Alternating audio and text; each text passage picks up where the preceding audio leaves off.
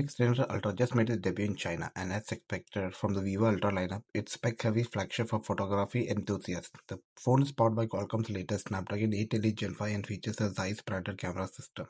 The repair cost has been outed. Starting with the essential, a screen replacement is listed as 1620 yuan, but there's a discounted price of 1320 yuan if the user agreed to return a damaged panel for recycling. A new battery costs 199 yuan, while replacing the back cover costs 350 yuan. The motherboard is the most expensive. Depending on the configuration, prices start from 3300 yuan for the 12 to 56 variant, going up to 4200 yuan for the 16 1TB model. For the camera, the rear main sensor costs 820 yuan to replace, while the periscope lens costs 790 yuan. The ultra-wide costs 450 yuan. Even the smaller multi-spectral sensor is free at 95 yuan.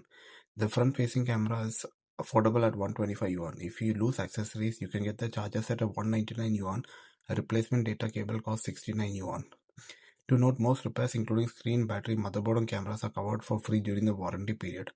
Once they expire, users will need to pay for both parts and labor, though the labor is kept at 50 yuan per visit.